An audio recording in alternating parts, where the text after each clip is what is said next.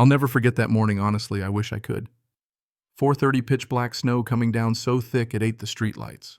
I'm standing in my driveway, boots already full of ice water, staring at my truck when my phone goes off. Not a number I know, but something in my gut said, "Pick it up, Oliver." Maybe it was fate. Or maybe it was just plain bad luck waiting to start. "Is this Oliver Fitzgerald?" The voice was crisp. All business made me stand up straighter, even if nobody could see me through the whiteout. "Speaking," I said, pulling my coat tight, wind howling like it wanted me gone. "This is Margaret Chen from the governor's office. We've got an emergency across Connecticut. Your name came up as one of the most reliable plow contractors near Hartford."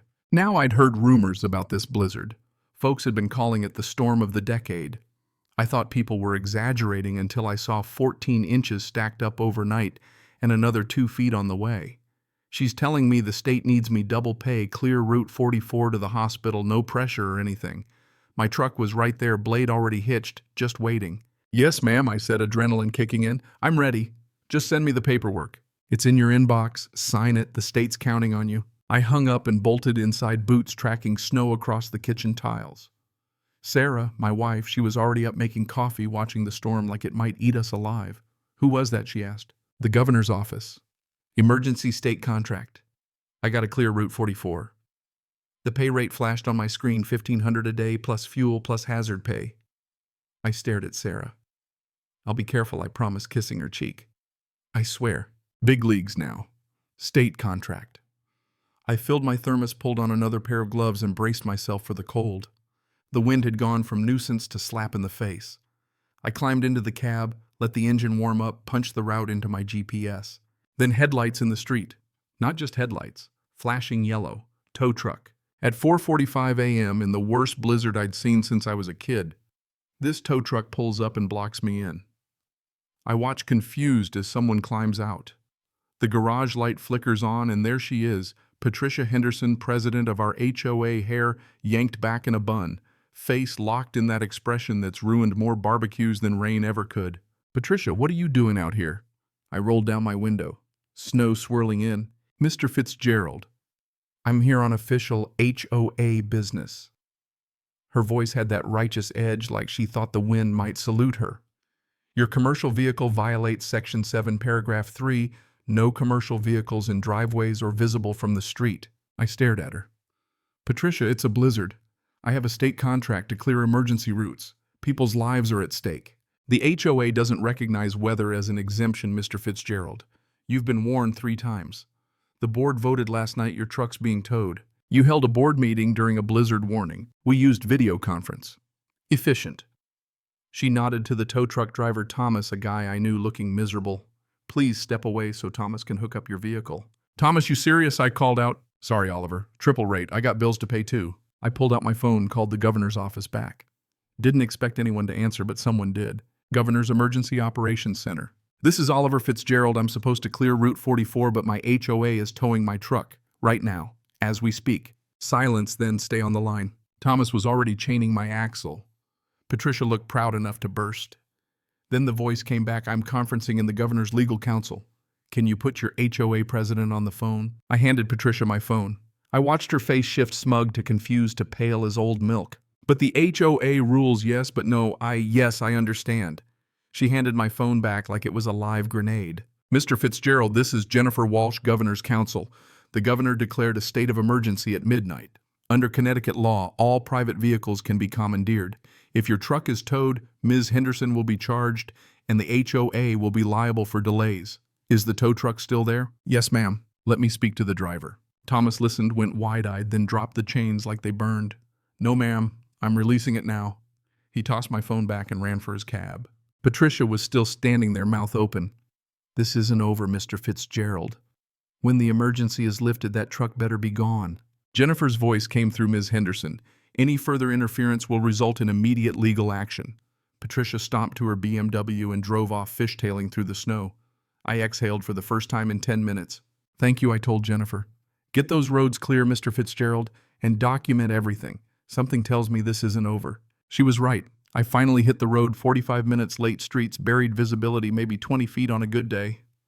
I had to plow my own subdivision just to escape. Route 44 was chaos, cars, abandoned snow up to their doors. I dropped the blade and started clearing. The work was brutal, and the wind made it worse. Around 8, Sarah called voice tight. Oliver, Patricia's posting about you on the neighborhood Facebook group. She's saying you threatened her and you're using your contract to dodge HOA rules. She's calling for an emergency meeting to kick us out of the association. She can't do that. We own this house. I know. But she's stirring people up. Some folks are defending you, though. Mike Rodriguez just posted that you're doing essential work. I don't have time for HOA drama right now, Sarah. I know, just be careful. By noon, eastbound was clear, so I started westbound. My back ached, eyes burned, but the snow was letting up. Then another call, unknown number. Mr. Fitzgerald, this is Chief Anderson, Canton Police. Wanted to thank you. An ambulance made it through to the hospital with a cardiac patient because of your work. Without you, they might not have made it. My throat went tight. Just doing my job, Chief. Your job saved a life. And I heard about your HOA this morning. If they mess with you again, call me direct. I hung up feeling 10 feet tall even if I was running on fumes. When I got home at 3:30, 20 miles of road behind me, I found a bright orange violation sticker plastered to my garage. Patricia had come back while I was gone. Sarah shook her head. She took pictures, put the sticker up. During the emergency. She's obsessed, Oliver. I peeled the sticker off, snapped a photo. Too tired to be angry. 8, showered, crashed in bed. 2 a.m., another call. More snow on the way. Same contract, same route. I got up, drank coffee by the pot, and went back out. When I got home, there were 2 more orange stickers and a letter. $1,000 fine lien if I didn't pay, ordered to appear at a special HOA meeting. I called Jennifer Walsh. She said, document everything, get a lawyer. The fines probably won't stick, but they're trying to intimidate you. I found Robert Chen, a lawyer who knew HOAs inside and out. He came over, spread papers on my kitchen table. They're on shaky ground. Emergency declaration state contract plus your HOA has an exception for temporary emergencies. They can fine you, but it won't hold up. But be ready. HOA fights get personal. He wasn't kidding. Next day, dog feces on my porch. We don't have a dog, but Patricia walks her Pomeranian past every morning. Sarah was furious. She did this. Robert said, document everything, install cameras. I did best $200 I ever spent. Saturday night, the HOA meeting. Place packed. Mike Rodriguez and his wife nod to me. Patricia at the head, flanked by the usual suspects. She called the meeting. Mr. Fitzgerald has repeatedly violated Section 7, Paragraph 3. Robert stood. I'm Mr. Fitzgerald's attorney. You can't enforce these fines. State of emergency, temporary exemption.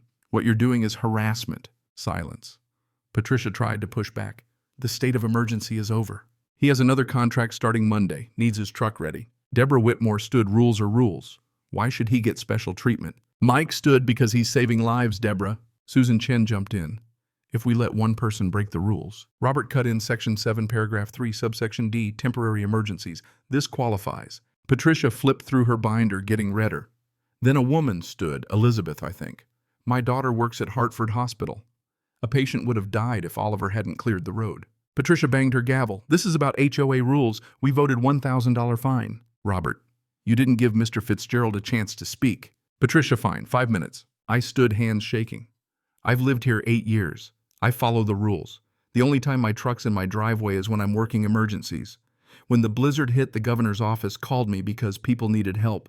Patricia tried to have my truck towed while I was leaving to clear routes.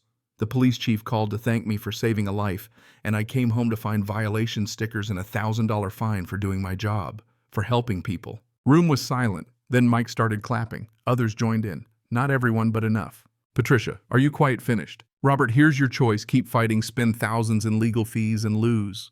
Or grant a seasonal exemption and move on. Patricia, we don't negotiate with rule breakers. From the back, or the board president could stop being unreasonable for once. Harold Simmons, oldest resident. I wrote these CCRs. We never meant to stop people from honest work. This young man parks his truck during storms to help people. That's not a violation. He made a motion for an emergency exemption for state contractors. Mike seconded. Patricia protested, but the bylaws said residents could make motions. They voted majority in favor. Patricia looked like she'd swallowed a lemon, but she had no choice. Mr. Fitzgerald's vehicle is exempt when he's under state contract. Meeting adjourned. Afterward, Harold shook my hand. My grandson was in that ambulance. You saved his life. My throat went tight. Sarah squeezed my hand as we left. This isn't over, she whispered. She was right. Monday, police car in my driveway. False complaint, operating without insurance, damaging property. Officer checked everything, licenses, insurance routes. All clean. Sarah told him about the dog feces, the stickers, the threats. He told us to keep documenting and left his card. Tuesday morning, my truck tires slashed. Security camera caught a figure looked like a woman Patricia's size, but no proof. Detective said, "We believe you, but we need evidence." Robert filed for a restraining order, hearing set for Friday.